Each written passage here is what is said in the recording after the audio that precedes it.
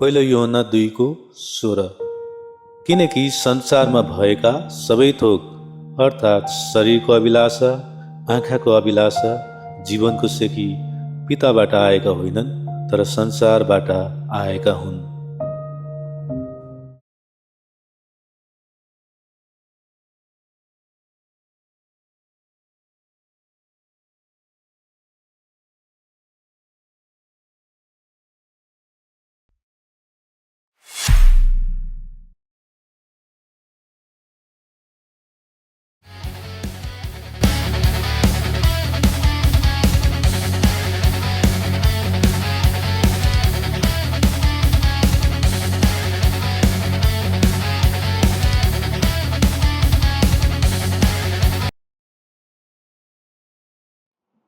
प्रत्येक बिहान म एउटै कुरा सोच्छु, आज भेटिन्छ कि? अनि प्रत्येक राति नयाँ निराशा लिएर सुत्छु। अब मलाई पर्खिनु छैन।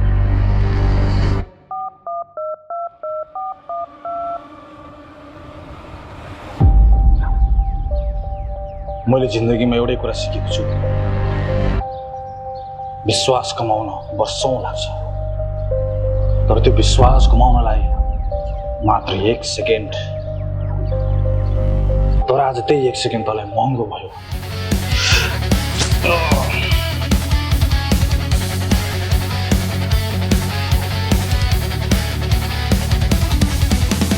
मुठीमा शक्ति होला सधैँ बस्दैन,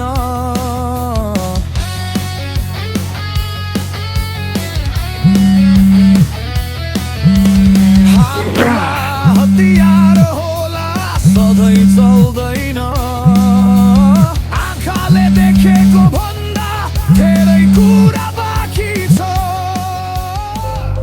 हजुर दाइ, कहाँ छौ? काममै छु दाइ। कामै छु भनेर काम भएको हुँदैन। मैले दिएको कामको प्रगति कहाँसम्म पुग्यो? लक्ष्यको नजिक नै छु। नजिक? यो शब्द मैले धेरैचोटि सुनिसकेँ। मलाई नजिक होइन, नतिजा चाहिएको। हजुर दाइ, भेटिन्छ, चिन्ता नगर्नुहोस् न। म पनि त्यही आशा गर्छु, किनभने उसको लागि मैले खाल्डो पहिला नै खनेर तयार गरेर राखिसकेको छु। र सुन, अझै काम भएन भने त्यसको निम्ति खनेको खाल्डोमा तलाई नै पुरिदिन्छु। त्यस्तो दिन आउँदैन दाइ। राम्रो, गुड।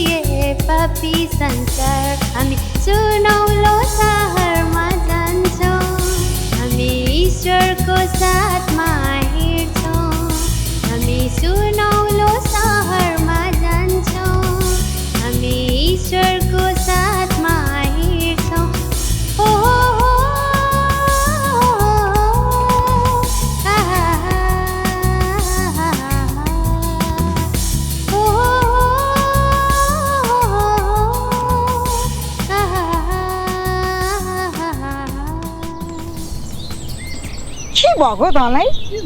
त्यही भन्। किन त्यति धेरै उदास भएर बसेको? झन् उसलाई राम्रो लाग्छ, उसको मन खुसी हुन्छ भने यस्तो राम्रो ठाउँमा लिएर आएको छ। Just chill यार। थ्याङ्क यू यार, तिमीहरू छौ र पो मलाई सजिलो भएको छ। अरे हामी किन किन्छ जाऊ त्यहाँ Just फ्रेस chill. हो, अगाडि हेर्नु कति राम्रो भ्यू छ जाऊ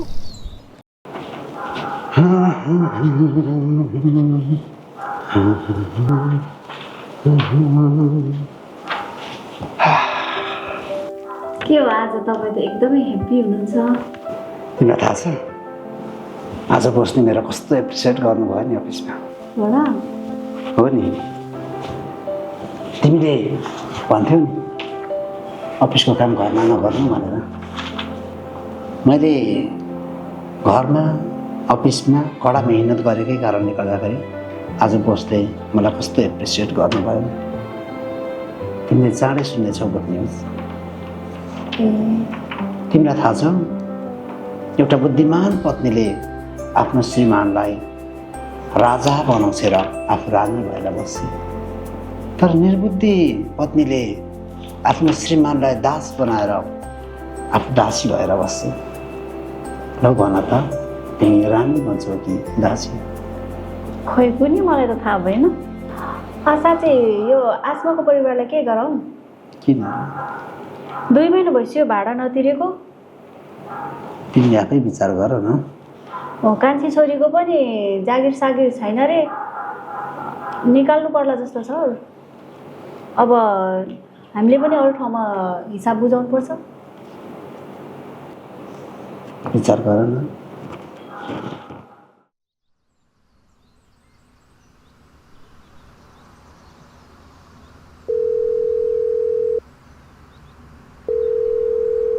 hello Prolink main power hello hello हजुर के होला हजुर मैले त्यहाँ अस्ति भ्याकेन्सी थियो अनि एप्लाई गरेको थिएँ मैले चाहिँ कलहरू मेसेजहरू पर्खेर बसिरहेको थिएँ ए त्यो पोजिसनको लागि त हामीले अरू कसैलाई नै हायर गरिसकेका छौँ तपाईँको सिभीलाई हामी लाइन अप गर्नेछौँ कुनै अपर्च्युनिटी आयो भने तपाईँलाई कन्ट्याक्ट गर्नेछौँ नि है ए अरू कसैलाई पो दिइसक्नुभयो हजुर कल गर्नुभएको लागि धन्यवाद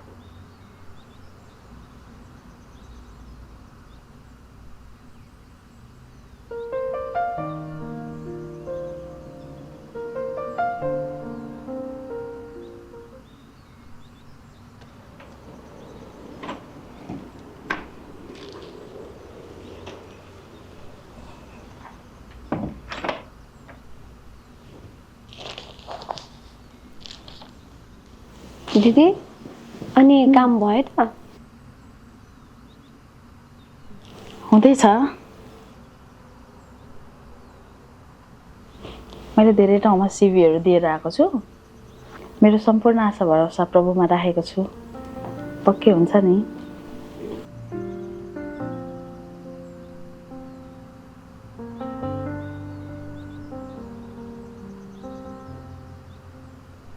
अनि तिम्रो चाहिँ के भइरहेछ बहिनी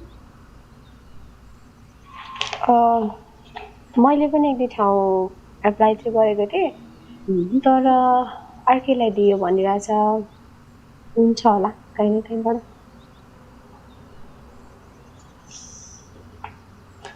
विश्वास गर प्रभुले हामीलाई जुटाउनु हुनेछ नि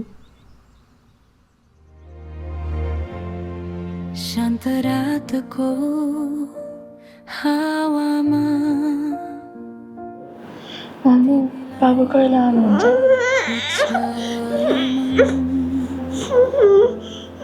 अँध्यारो बाटो हिँड्दा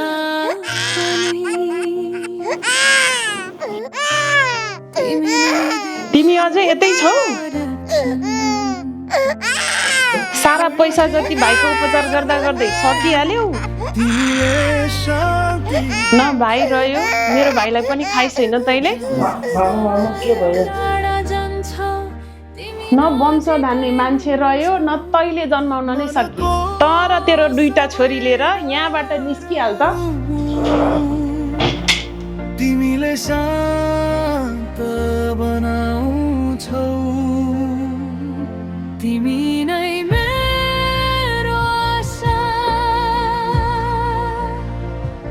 तिमी नै मेरो सहारा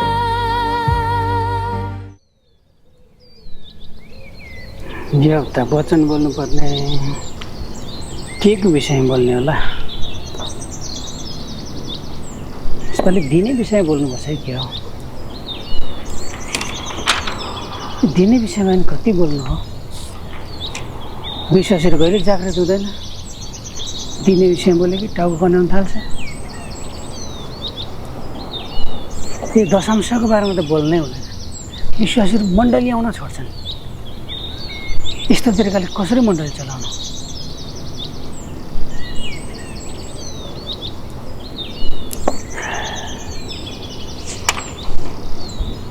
क्षमाको विषयमा बोल्नुपर्छ के हो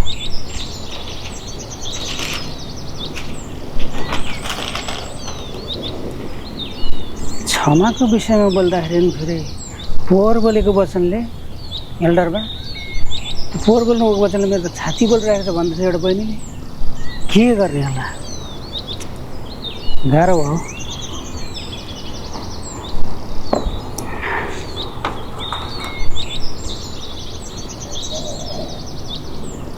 प्रेम सम्बन्धी बोल्नुपर्छ क्या हो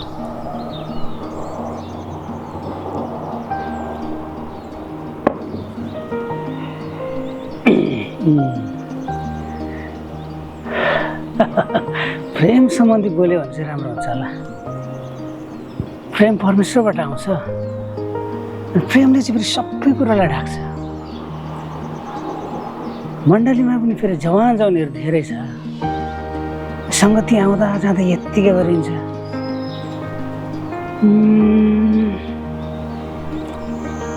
ठिक छ प्रेम सम्बन्धी बोल्दा पो राम्रो हुन्छ होला हे प्रभु मलाई तपाईँको ईश्वर ज्ञान बुद्धि दिनुहोस् ताकि तपाईँको मण्डलीलाई चाहिँ असल वचन दिन सकौँ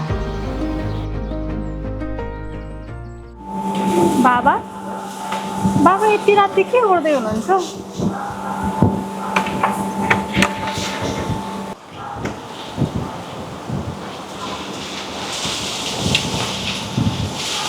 बाबा ए छोरी आयो यतिकै वचन हेर्दै बसेको सन्चै हुनुहुन्छ नि ठिकै छ किन हो आज छोरीले यस्तो कुरा गर्यो बाबा मलाई सपिङ गर्नको लागि पैसा चाहिएको थियो कि पैसा कुन पैसा छोरी म त एटिएम मेसिन त होइन त बाबा भन्ने बित्तिकै खुर्र पैसा गर्नलाई म त एउटा मण्डलीको सेवक हो हप्तै पछि सपिङ गर्नलाई मसँग त्यत्रो पैसा कहाँ छ छोरी नेपालीमा एउटा भनाइ छ नि घाँटिएर हाल्नु भनेर हो हामीले हाम्रो अवस्थाहरूलाई पनि हेर्नुपर्छ तिमी अब ठुली भइसक्यौ तिमीले त बुझ्नुपर्छ यो कुराहरू अति आवश्यक कुराहरूदेखि बाहेक अरू कुराहरूमा खर्च गर्नको लागि मसँग पैसा छैन त्यसो भए म मेरो आँखाको ट्रिटमेन्ट गर्छु पैसा दिनु न बाबा तिम्रो आँखामा साँच्चै समस्या रहेछ दाहिने आँखामा फेसबुकको जालो पसिया रहेछ अनि यसो देब्रे आँखामा टिकटकको जालो पसिया रहेछ हेर छोरी यदि तिमीले यो फेसबुक र टिकटकबाट आफ्नो आँखा हटाएर परमेश्वरको वचनतिर चाहिँ ध्यान लायो भने तिम्रो आँखा ठिक हुन्छ ए बाबा तपाईँ जहिले यस्तै कुरा गर्नुहुन्छ के भन्ने होला आजकलको केटाकेटीहरूलाई भनेको एउटै सुन्दैन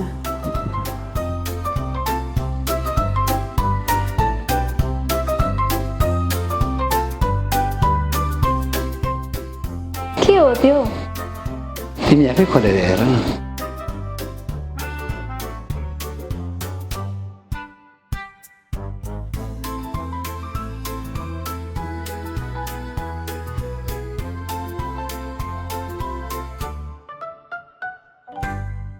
यति धेरै यो त तिम्रो बुढाको कमाल हो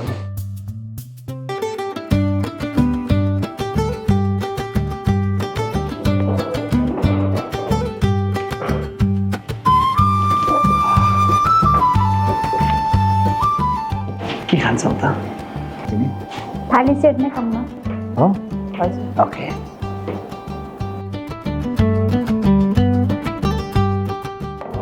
ल खाना पनि आयो अब भोक लागिरहेछ खानुपर्छ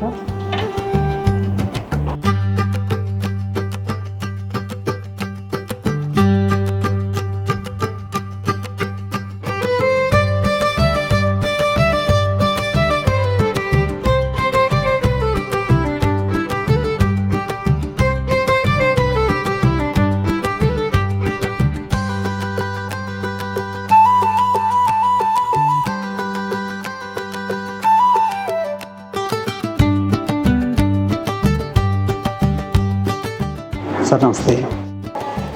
अरे सुजनजी, सर भन्नु पर्दैन, सर भनेको अफिसमा हो। बस्नुहोस् या खाउँ? म त सर भर्खरै खाना खायौँ, घरको जान लाग्यो। ए ठिक छ, त्यसो भए पछि भेटौँ नि त है।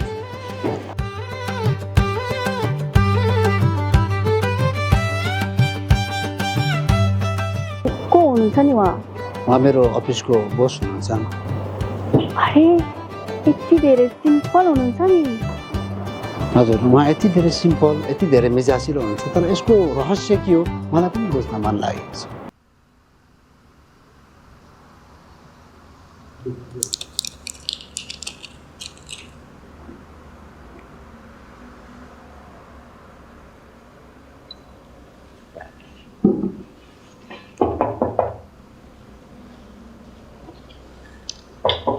को आउनु भएछ?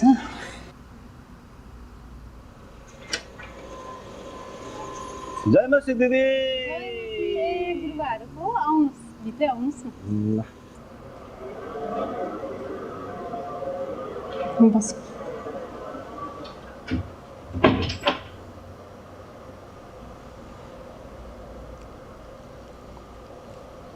ए किन ल्याइबस्नु भएको?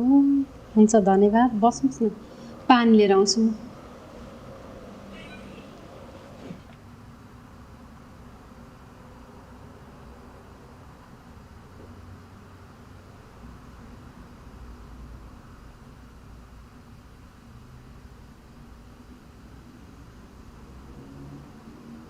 दिदी सन्चै हुनुहुन्छ? बाँचेकै छु बाबु। हजुरहरू त चर्च नआउनु भएको पनि धेरै भइसक्यो, त्यही भएर आज यसो भेटघाट गर्न आएको दिदी। खै त आसमा नानीलाई त देख्दिनँ। आउने बेला भयो गुरुबा। ए अनि तपाईँको अर्को छोरी पनि हुनुहुन्छ होइन? अर्को छोरीको नि जागिर गयो अनि ऊ फेरि कामकै खोजीमा छ। ए अनि आसमा नानी त अति राम्रो हुनुहुन्छ नि, चर्चको बाल सङ्गतिमा अनि दिदीबहिनी सङ्गतिमा अनि शिक्षा दिने कुराहरूमा, बाइबलले शिक्षा दिने कुराहरूमा धेरै राम्रो आज्ञाकारी छोरी हुनुहुन्छ। मण्डलीको लागि तपाईँले यति राम्रो चाहिँ नि इनाम छोरी दिनुभएको छ दिदी। हुनु त हो गुरुबा, तर के गर्ने, सेवाले मात्रै पेट भरिँदैन। त्यही भएर ऊ 1 हप्ता भइसक्यो काम खोज्नु गएको।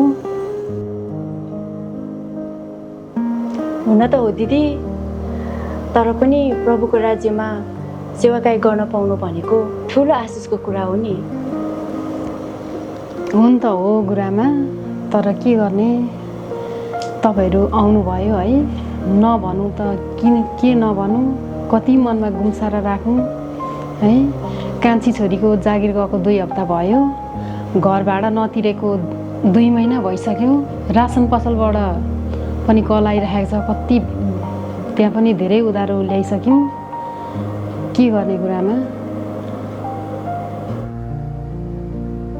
म त एकदम चिन्तामा छु। आजभोलि खै चर्चमा पनि तपाईँहरू आउनुभएको देखिन्न, आसमालाई मात्रै चाहिँ देखिरहेको छु। चिन्ता र फिक्री भन्ने कुरा परमेश्वरबाट आउँदैन। त्यसैले वचनले यसरी भन्नुहुन्छ, हे थाकेका र बोझले दबेका हो म कहाँ हौ, म तिमीहरूलाई विश्राम दिन्छु भनेर भन्नुहुन्छ। त्यसैले सबै हाम्रो चिन्ता फिक्री चाहिँ परमेश्वरमा राख्नुपर्छ दिदी। हो नि, पहिला हामीले परमेश्वरको राज्य र धार्मिकताको खोजी गर्नुपर्छ, त्यसपछि त सबै कुरा परमेश्वरले हामीलाई थपेर दिइहाल्नुहुन्छ नि। तर तपाईँले चिन्ता नलिनुहोस् दिदी, भरोसा राख्नुहोस् प्रभुमाथि। तपाईँको विश्वासले तपाईँलाई बचाउनेछ दिदी। खै नानीहरू पनि आउनु भएन, रात पनि धेरै छिपिसकेछ। आउने शनिबार चाहिँ तपाईँहरू चर्चमा सबै परिवार आउनु होला, हामी तपाईँहरूको निम्ति प्रार्थना गर्छौँ अनि सबै कुरा प्रभुले तपाईँहरूको समस्याहरू पुरा गर्नुहुन्छ है त। ल अब आज चाहिँ हामी जान्छौँ दिदी है। जय मसी। जय मसी।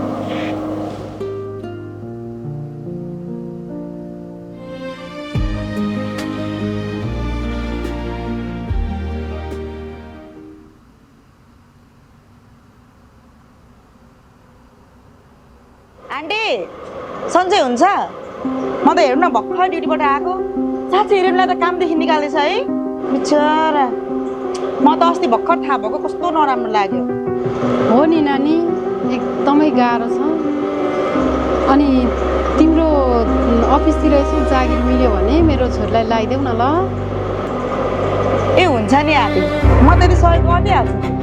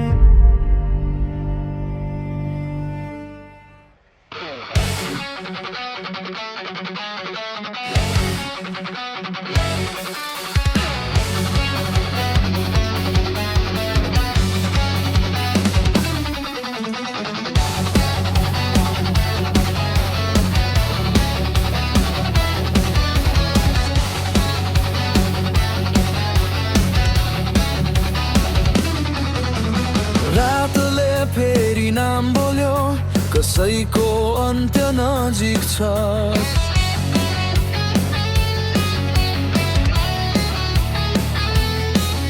साहिलाले धुलो उडायो कसैको बाटो